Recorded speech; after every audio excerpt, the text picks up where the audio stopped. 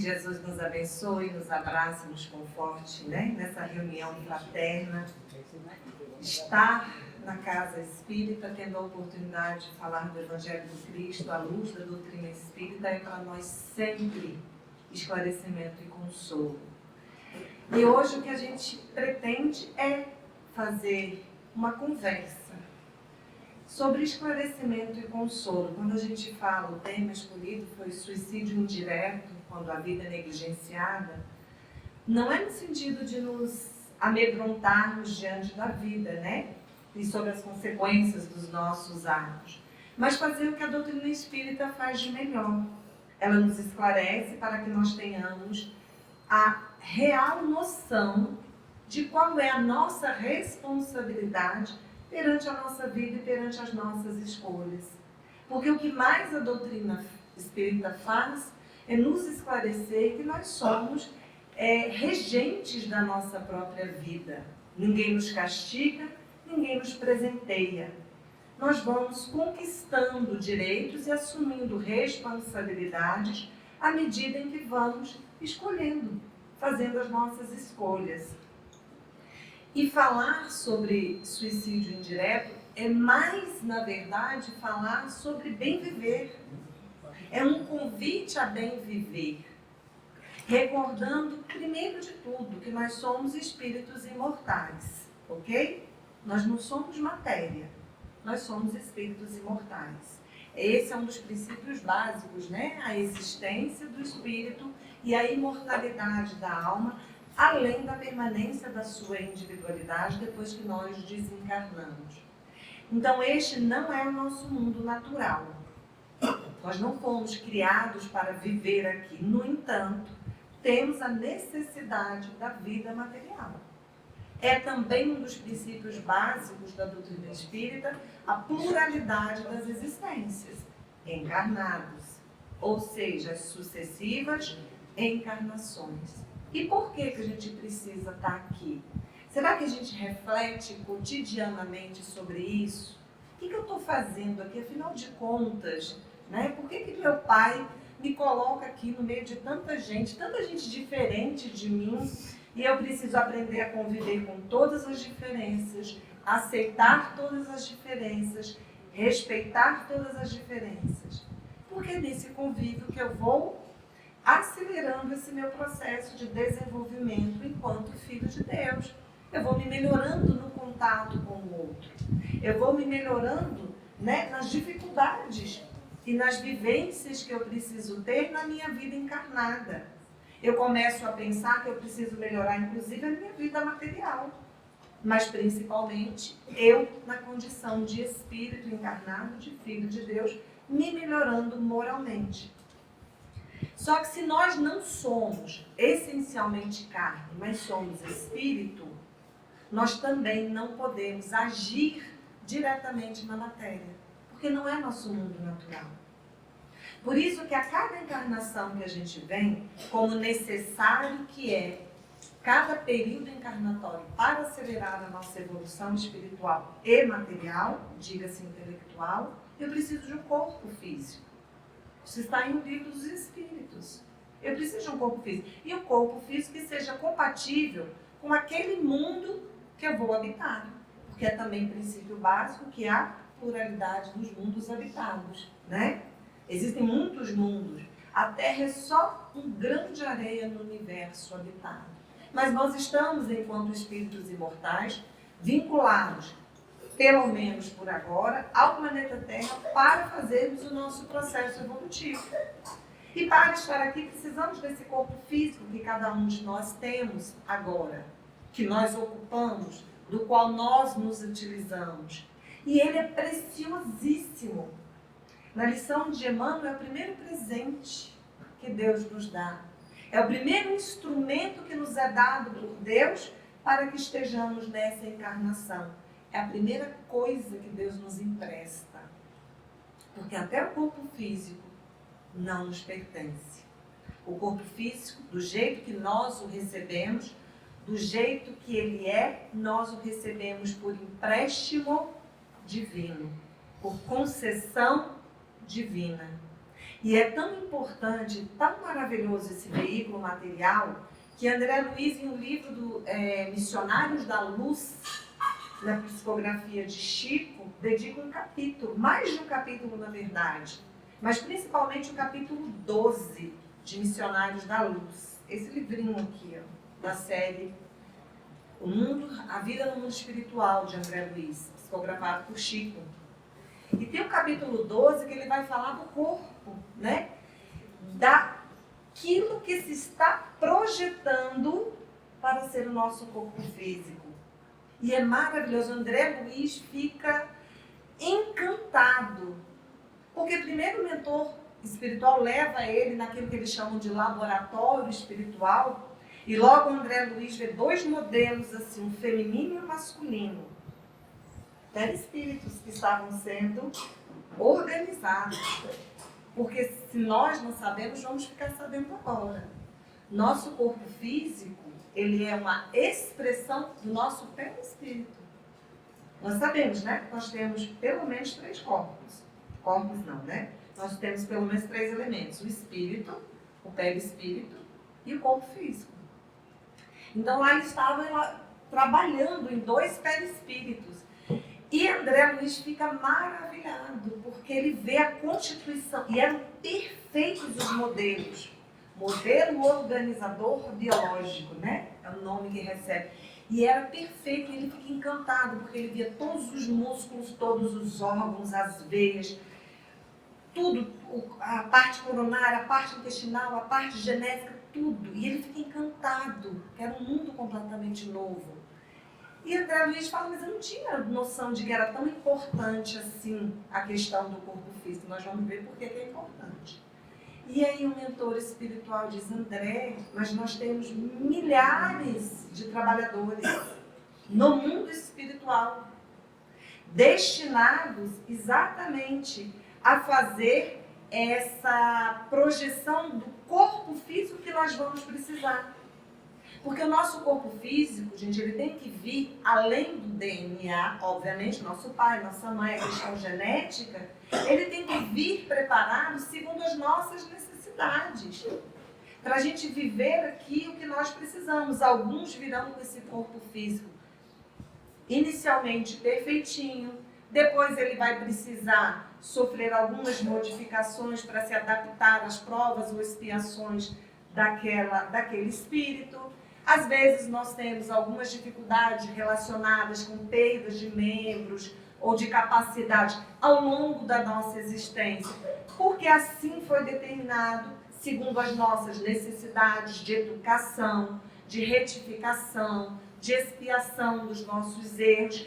Então existe uma série de providências que precisam ser tomadas para que cada um de nós chegue aqui com um corpo físico que melhor atenda às suas necessidades, que melhor atenda à forma como nós precisamos, como espíritos imortais, nos manifestarmos no mundo físico, agirmos no corpo físico, até as limitações, muitas vezes, desse corpo, para alguns de nós, né, são limitações totais. Nós não vamos conseguir manifestar a inteligência, não vamos conseguir nos locomover, não vamos. Porque aquele corpo físico precisa ser assim, segundo a nossa necessidade de educação. Não é castigo. É Deus dizendo para nós, eu estou te dando o seu instrumento para você agir e viver esta encarnação segundo o que você precisa. Segundo é melhor para a sua educação. Segundo é melhor para você expiar os seus erros. Então tudo isso também está concentrado no nosso corpo físico, nessa máquina material que Deus nos concede. E que quando está no esplendor da sua utilização, é perfeita. E se não está, é porque não pode estar, segundo as nossas necessidades. E aí é maravilhoso. E ele continua falando, André, o corpo físico é algo de que nós precisamos cuidar. E aí eles mantêm um diálogo maravilhoso sobre o corpo físico. E como nós devemos ser agradecidos, né, ao nosso corpo físico por nos dar a oportunidade de agir, viver e manifestarmos a nossa inteligência enquanto estamos encarnados. Então, leiam o capítulo 12 de Missionários da Luz, que vocês vão ter uma dimensão mais precisa da importância desse veículo físico que nos é emprestado por Deus. E tudo que nos é concedido pelo Pai é sagrado. E nós precisamos respeitar tudo que nos é dado por instrumento pelo nosso Pai. E depois nós vamos ter que prestar contas do que fizemos com aquilo que Deus nos concede. Então precisaremos prestar contas a Deus sobre como utilizamos e a forma como tratamos o nosso corpo físico. E aí, Valdo Vieira e Chico Xavier, vou lembrar aqui a obra para que nós não fujamos, é Em Conduta Espírita, né? André Luiz, psicografado por Chico e por Valdo Vieira. É um livro Conduta Espírita. Faz parte também da série André Luiz. Só que são 2 livrinhos que vêm depois. É Conduta Espírita e tem mais um que eu não vou lembrar agora o nome. Mas enfim, esse está em Conduta Espírita. E o nome da mensagem é Perante o Corpo. E são advertências que vão sendo feitas. Como é que nós devemos lidar com este corpo físico? Como nós temos que tratar este corpo físico para, primeiro, sermos gratos a Deus por este presente, por este empréstimo que Ele nos dá. Porque em tudo devemos dar graças ao nosso Pai. Seja o nosso corpo perfeito, seja o nosso corpo físico com limitações, precisamos agradecer ao nosso Pai a oportunidade de estarmos encarnados. E aí ele faz algumas advertências. E a primeira delas é com relação à nossa higiene, a higiene do corpo físico. E é lógico, gente, quando nós falamos em higiene, é quando nós podemos viver num ambiente salubre, limpo e negligenciamos isso. Porque senão nós haveremos de perguntar, e os nossos irmãos que não têm condições, né, de viver num lugar com saneamento básico, com a estrutura que nós temos, né? Obviamente que eles não podem ser responsabilizados pelos que não têm, mas nós seremos responsabilizados por aquilo que temos e negligenciamos. Então nós começamos pelo básico, que é cuidar bem da nossa higiene, a nossa casa, o lar onde nós vivemos, o nosso ambiente de trabalho, nós precisamos cuidar para que ele seja salubre, para que nós encontremos possibilidades de ter saúde, mesmo vivendo na nossa casa, no nosso emprego. E às vezes nós não dimensionamos a questão coletiva. Nós somos uma sociedade, diferente de muitas outras, que ainda não temos uma noção muito acertada e positiva sobre o coletivo. O coletivo, gente, significa nosso. A rua é nossa, o ônibus é nosso, o metrô é nosso. Então nós não podemos sujar, nós precisamos cuidar. Não, eu não posso jogar o papel na rua. Não, eu não posso fazer da calçada, do espaço público, um lixão público.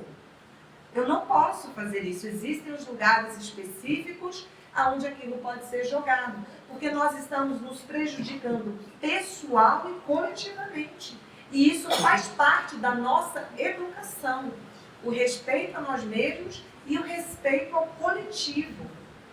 Então, o barulho, que é uma poluição sonora, os dejetos, tudo isso precisa ser trabalhado por nós, tratado por nós, porque faz parte da nossa saúde integral e dos cuidados que precisamos ter conosco e com a coletividade. Um segundo ponto apontado por André Luiz é no que diz respeito, hoje, algo que é muito comum, que são todos os tipos de entorpecentes, de drogas, de alcoólicos. E às vezes a gente fica muito assim, eu preciso combater a cocaína, eu preciso combater a maconha, eu preciso combater o ópio, eu preciso combater... Claro que precisamos, lógico que sim. Porque a droga leva à alienação, a questão das drogas é uma questão de saúde pública, adoece a família, adoece a sociedade, e isso custa muito caro, em termos não só de convivência social, mas também de despesas para a coletividade. Então nós precisamos cuidar, precisamos combater. Mas nós precisamos ter muito cuidado com o que nós chamamos de drogas ilícitas. Os remédios que eu preciso tomar para emagrecer, o álcool que eu utilizo e todas as drogas que eu posso comprar precisando ou não de uma receita médica. Nós precisamos ter cuidado com isso. Remédios para dormir, ansiolíticos, tudo isso necessita de receita médica, tudo isso necessita de indicação médica, de acordo com o tratamento que eu preciso. Nós não podemos nem exceder nem nos automedicarmos. Outra coisa da qual nós precisamos cuidar, gente, é do sono. A privação do sono é uma forma de tortura utilizada em guerras. Então nós precisamos ter um sono tranquilo e boas noites de sono para que nós possamos descansar o nosso corpo físico. Nós precisamos trabalhar o que seja necessário para o nosso sustento. Se o nosso trabalho é de 14, 15, 16 horas apenas porque nós queremos ganhar mais, para ter muito mais do que o necessário que nós já temos, isso deteriora o nosso corpo físico. Porque nós temos uma matéria bruta que precisa repousar. Sem repouso, ela é como uma máquina. Ela tende a dar defeito. Ela tende a ficar sobrecarregada. Então nós precisamos cuidar disso. Mas talvez o que seja mais importante hoje, considerando que as doenças do século são a depressão e a ansiedade, é um item que nos traz André Luiz. Ele diz assim, e é esse eu vou ler: conduzir-nos de modo a não exceder-se em atitudes superiores à própria força ou resistência, nem confiar-se a intempestivas manifestações que criam calamitosas depressões. Que manifestações são essas? Emocionais. Nós precisamos entender os nossos limites. É óbvio que nós estamos aqui para melhorar, nós estamos aqui para avançar no processo evolutivo, mas nós precisamos saber quais são os limites da nossa resistência física, da nossa resistência emocional, da nossa resistência espiritual. Emmanuel é muito feliz quando ele nos diz que nós, quando vamos evoluir, quando nós estamos aqui, nós queremos apressadamente resolver todos os nossos problemas e todos os nossos vícios. Aí ele diz assim: nós passamos, enquanto criaturas divinas, séculos nos erros. Estagiamos séculos cometendo todo tipo de equívocos. Aí chega aqui, a gente quer fazer tudo ao mesmo tempo. Mas não é assim. Deus nos dá toda a oportunidade. Nós não vamos negligenciar a oportunidade do Pai. Mas é necessário que nós não estabeleçamos critérios tão altos para nós mesmos que isso se torne para nós um sofrimento, porque nós não conseguimos alcançar. Então vamos respeitar os nossos limites emocionais. Eu identifiquei o meu erro, eu identifiquei a minha dificuldade, mas eu preciso devagar. Eu não consigo mudar do dia para a noite. Então eu vou criar melhores hábitos, devagar e gradativamente, acreditando que, na medida em que eu me esforço, o meu Pai vai me fortalecendo. Na medida que eu aprendo mais, eu mesmo me fortaleço. E à medida que eu vou me fortalecendo, eu vou então procurando realizar outros objetivos. Porque se nós quisermos fazer tudo ao mesmo tempo e entrarmos no sofrimento, nós nos tornamos pessoas depressivas e nos tornamos pessoas ansiosas. Nós precisamos confiar em Deus, confiar em nós mesmos. Eu posso, mas eu vou dar um passo de cada vez. Porque eu preciso me respeitar. E a questão da intempestividade emocional, gente, Emmanuel tem um livro com Chico Xavier chamado Calma. Alguém já teve a oportunidade de ler este livro? É um livro muito pequenininho. Minha mãe me deu de presente esse livro. Tem mais ou menos 30 anos. Até hoje eu tenho na cabeceira com a dedicatória dela, porque eu sou uma pessoa extremamente intempestiva, emocionalmente, mal educada. Eu digo assim, seu Valdeir, que o Zé Luiz conhece, é um grande amigo, hoje tem mais de 80 anos.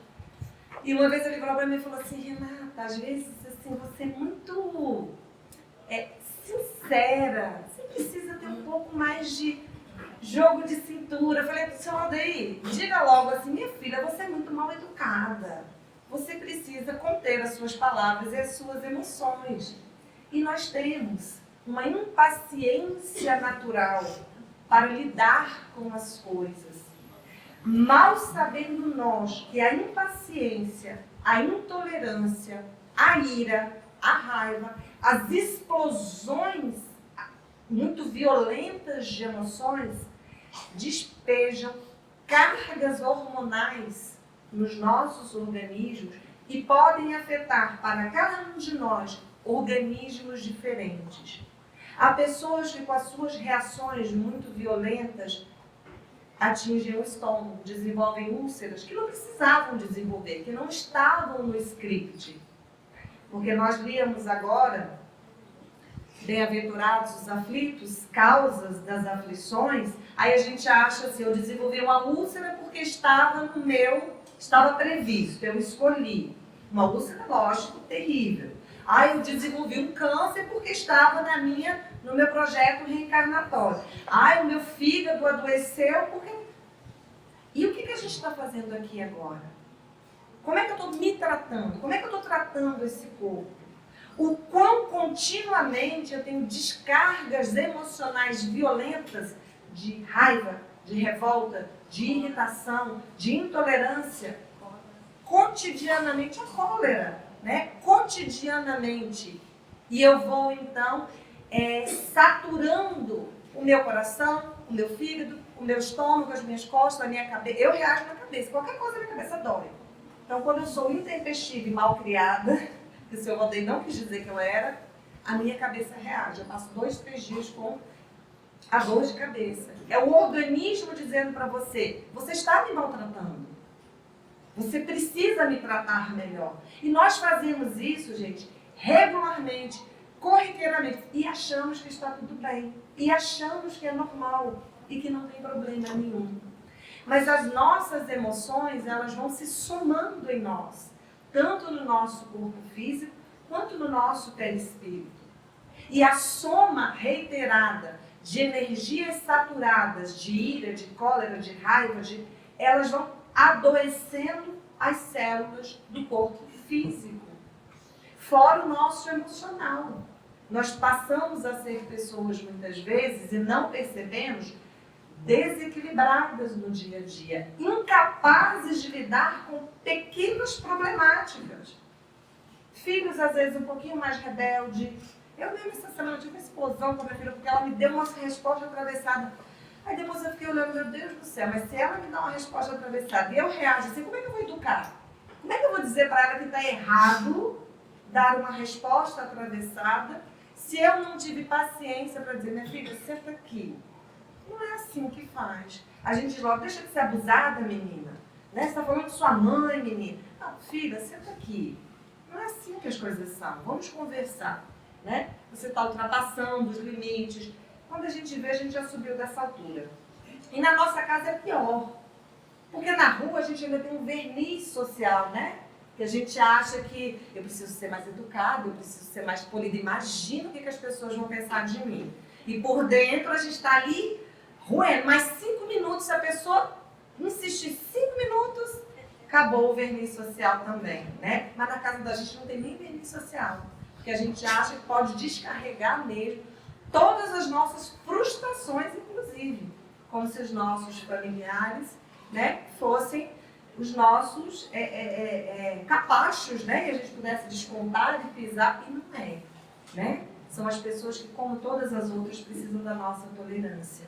Então, nós temos equilíbrio, calma, bom senso, para resolver todas as situações, é também um hábito que nós desenvolvemos para alcançarmos uma saúde integral e mantermos o nosso corpo físico mais equilibrado e mais saudável. E nós temos chakras mesmo, viu, gente? Eu nunca sei quantos são chakras, né? Mas nós temos. Eu sei que um é aqui, um é do coração, no estômago, genético, né? Nós temos vários chakras, que são concentrações de energia, cada um deles de uma forma. E nós desorganizamos. Uma vez eu cheguei, faz acupuntura, como é que chama? Homeopata, acupunturista homeopata. Aí eu falei, então, eu não sei, tá me afim tudo. E era uma dor fantasma que eu sentia, porque eu fui a milhares de médicos alopatas e não encontrava solução. Aí ele mediu meu pulso, como um homeopata fala, ele mediu meu pulso, pegou, não sei o quê. Aí ele falou, o seu chakra tal, assim, tá desequilibrado, tá desorganizado, é por isso que você tá sentindo, né? E a medicina tradicional não identificou, porque não saía nos exames. Não saía no exame de sangue, não saía no exame de estômago, não saía exame nenhum. Foi necessário ele pegar meu pulso, ele observar, tratei com acupuntura. Eu tratei, né? Há aquelas pessoas que não gostam, né, desse tipo de medicina, enfim, nós vamos procurar uma alopata. Mas foi ele que identificou. E era um processo de mau comportamento, né? Um processo de mau comportamento, de desequilíbrio emocional. Então nós vamos criando, inclusive, essas doenças que a medicina não consegue identificar. O nosso corpo reage e a medicina às vezes não encontra, porque é uma somatização de emoções negativas que nós concentramos em nós e cada um de nós reage de uma forma diferente por intermédio do corpo físico. Para além disso, ele fala, obviamente, gente, da alimentação. A alimentação é vida. Água é vida. Então, nós precisamos aprender a nos alimentarmos. Nós precisaríamos aprender com os orientais. Né? Eu estava lendo, esses dias eu estava vendo no Instagram sobre uma escola no Japão. Eu fiquei encantada. Tem uma nutricionista especializada, ela precisa ter 3 anos de curso depois que ela se forma. Como professora, ela vai além disso, ela precisa de 3 anos de um curso para nutricionista. Todos os alimentos das crianças são naturais daquele dia. Não tem nada processado, nada. E são feitos no dia, eu preparo e falo, as crianças passam muito tempo na escola, né? E eles vão preparando só, não existe nada com adição de açúcar, nada. Os alimentos deles nas prateleiras são assim. Só pode ter a fruta cortada no suco se ele for 100% natural. Aí tem a fruta na paginação, né? Na capinha do suco. Essa fruta não, esse suco não é 100% natural. Então você não pode colocar fruta cortada. Você coloca a fruta com casca de maçã, na embalagem. Não é natural, ela tem qualquer tipo de... Não pode nem ter a fruta. Porque você vai educando as pessoas de lá a consumirem aquilo que é mais saudável. E você não engana o consumidor dizendo, é natural. Não, só é natural se estiver no rótulo. E é um espetáculo, as crianças super saudáveis. Aí falando da questão da obesidade no Japão, diz que nem 2% da população é obesa, porque eles têm de crianças o hábito alimentar. E de longe nós sabemos que antes de nós conseguirmos atingir uma longevidade maior, os orientais já viviam muito mais entre todas as nossas populações. E quanto mais ao Oriente, ali China, Coreia, Japão, o hábito alimentar deles é muito melhor. E é uma questão de saúde integral, gente, a nossa alimentação. Quanto menos processado, quanto mais nós nos alimentarmos de coisas naturais, mais nos faz bem, mais nós temos disposição física, energia para que possamos desempenhar as atividades que são cumprimento das nossas obrigações. Nós precisamos cumprir as nossas obrigações e precisamos estar saudáveis para isso. E aí ele vai narrando uma série de situações, né? Ele vai nos chamando a atenção para a necessidade de nós cuidarmos do nosso corpo físico. E a literatura espírita é maravilhosa, porque nós não vamos apenas ficar na teoria daquilo que André Luiz nos diz. Nós vamos lá em Irmão X, e depois vamos a André Luiz, obviamente, e vamos ver Instante da Vida, esse livrinho aqui, ó. Chico Xavier psicografando Irmão X. Quem aqui é da época e conheceu Marilyn Monroe?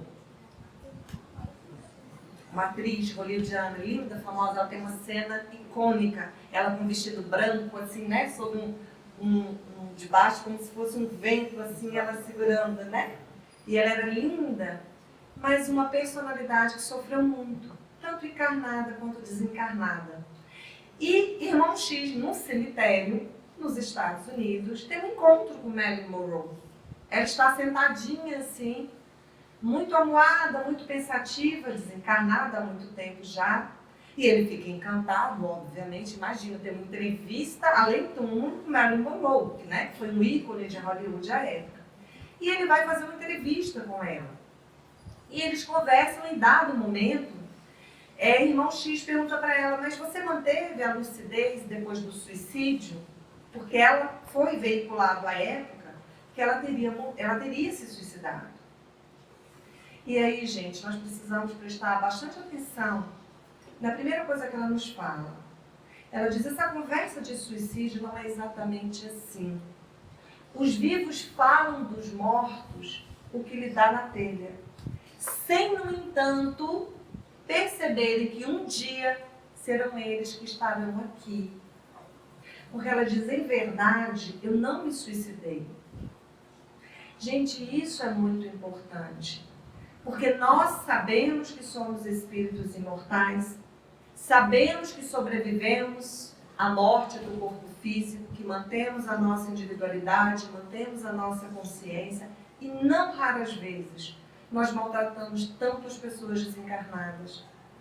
Nós tecemos críticas, nós falamos absurdos, nós comentamos da vida dela enquanto ela estava encarnada com o outro num processo de maledicência terrível.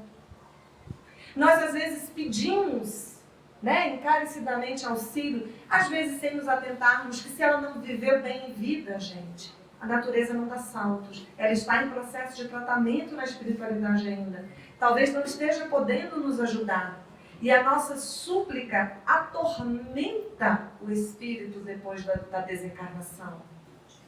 A nossa maledicência, a nossa violência verbal maltrata os nossos irmãos.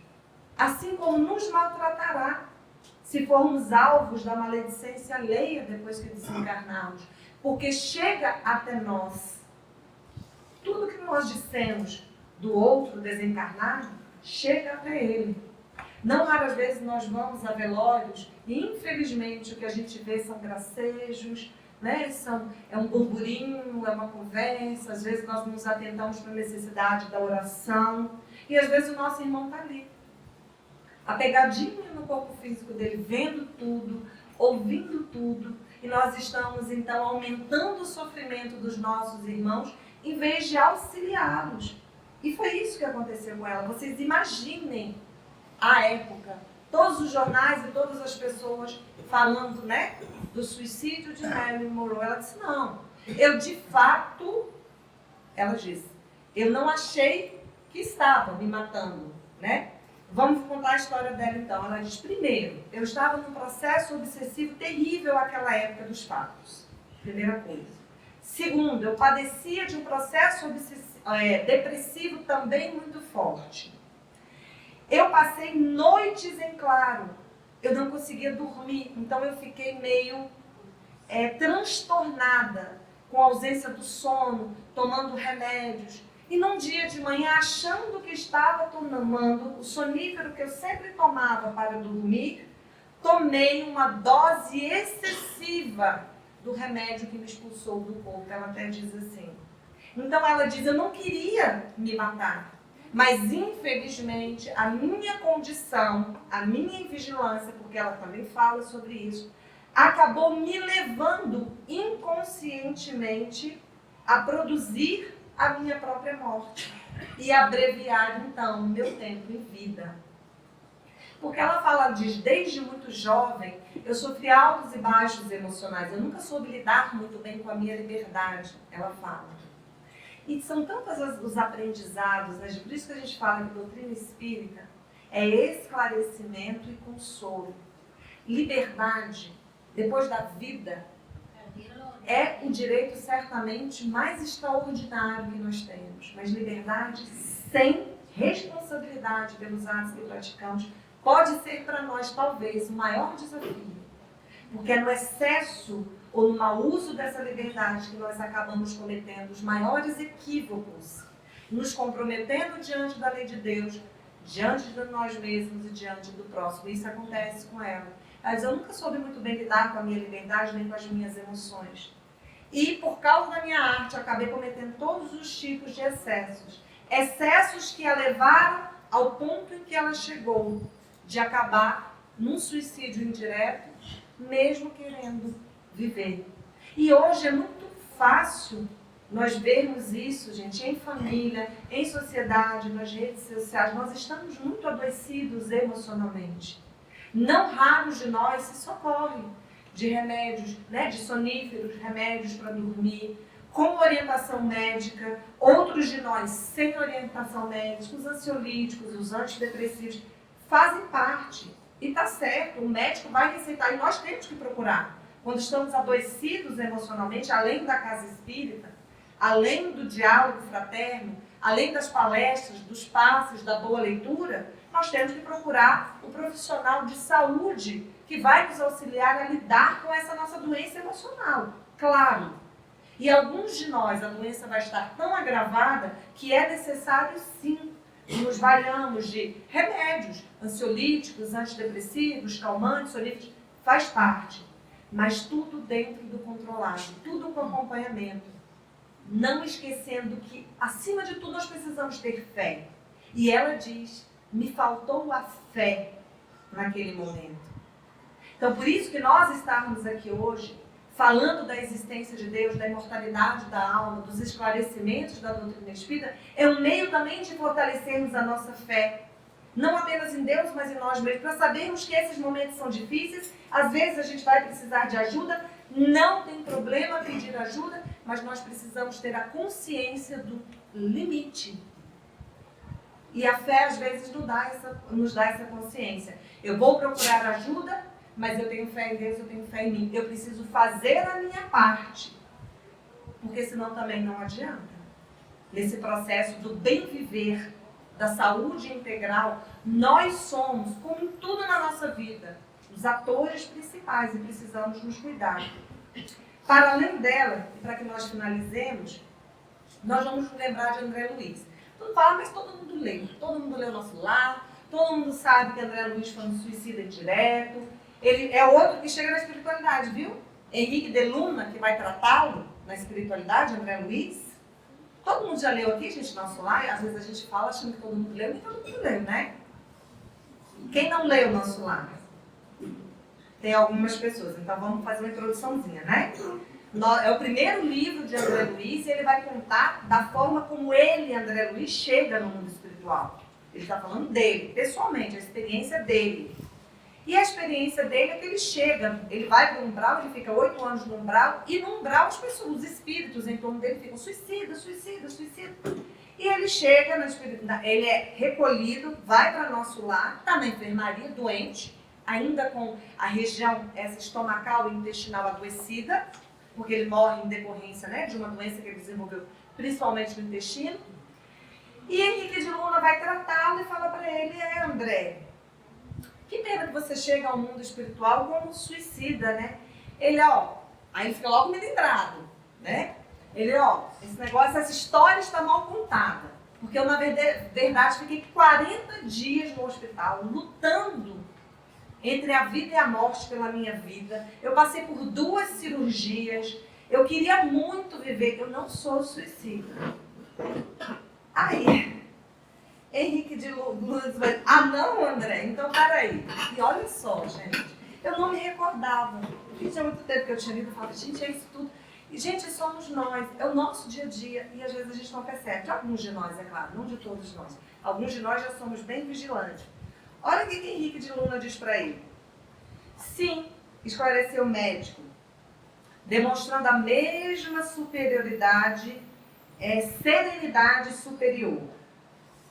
Porque André diz assim, eu morri de uma oclusão intestinal, é uma doença no intestino.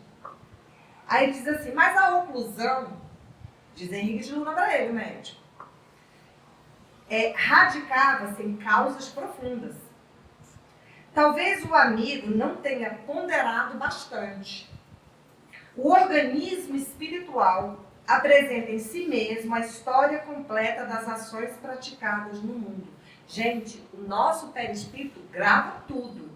Todos os maus tratos que nós fizermos com o nosso corpo vai ficar gravado no nosso perispírito. O André Luiz chega lá doente ainda da questão intestinal do estômago. Pois bem, vejamos a zona intestinal. Isso ele falando para o André Luiz. A oclusão derivava de elementos cancerosos. E estes, por sua vez, de algumas leviandades do meu estimado irmão no campo da sífilis. A moléstia talvez não assumisse características tão graves se o seu procedimento mental no planeta estivesse enquadrado nos princípios da fraternidade e da temperança. Então, André Luiz não só abusou da questão do sexo, acabou contraindo a sífilis maltratada, como abusa pelo seu temperamento. Ele tinha um temperamento, ele era de intemperança, que a gente chama, né? Ou seja, ele era uma pessoa que nem eu, mal educada, né? Não dominava as próprias emoções. Aí ele continua. Entretanto, seu modo especial de conviver, muitas vezes exasperado e sombrio, captava destruidoras vibrações naqueles que o ouviam. Nunca imaginou que a cólera fosse manancial de forças negativas para nós mesmos? Ele diz, a ausência de autodomínio, a inadvertência no trato com os semelhantes, aos quais muitas vezes ofendeu sem refletir, conduziu-no frequentemente às esferas dos seres doentes e inferiores. Já dizendo para ele, além do seu temperamento adoecer você ainda se colocava em contato com companhias espirituais inferiores. Isso tudo somos nós, é o nosso dia a dia, gente, se nós não estivermos vigilantes. Isso aqui não é nada demais, somos nós, no nosso dia a dia. Aí ele continua, tal circunstância agravou de muito o seu estado. Depois de longa pausa disse, já observou, meu amigo, que seu fígado foi maltratado pela sua própria ação? Que os rins foram esquecidos com terrível menosprezo às dádivas sagradas? Singular desapontamento invadira-me. Isso é André Luiz. O coração, parecendo desconhecer a angústia que me oprimia, continuou o médico esclarecendo. Os órgãos do corpo físico somático possuem incalculáveis reservas, segundo os desígnios do Senhor. O meu amigo, no entanto, iludiu excelentes oportunidades, desperdiçando patrimônios preciosos da experiência física. A longa tarefa que lhe foi confiada pelos mentores da espiritualidade superior foi reduzida a meras tentativas de trabalho que não se consumou. Todo o aparelho gástrico foi destruído à custa de excessos de alimentação e bebidas alcoólicas, aparentemente sem importância. Devorou-lhe a sífilis energias essenciais. Como vê, o suicídio é incontestável. Passei um minuto, né? Já vamos encerrar. O que fica para nós, gente? Nós precisamos criar bons hábitos e sabermos que nós somos responsáveis por este corpo físico que é presente divino. André Luiz era espírito já adiantado em termos de conhecimento e de esclarecimento. Não obstante, cair nas armadilhas e nas paixões da vida, como nós caímos às vezes. Então procuremos criarmos bons hábitos, nos utilizarmos da doutrina espírita como advertência, porque nós somos responsáveis, sim, e abreviamos o tempo que permanecemos aqui, muitas vezes, que é tempo de oportunidade, porque malbaratamos o corpo físico e a oportunidade que Deus nos dá desta encarnação, como cada uma, que é sagrada e oportunidade de progresso. Peço desculpas pelos meus 2 minutinhos a mais, só que você falou que eu parava o tempo. E agradeço, gente.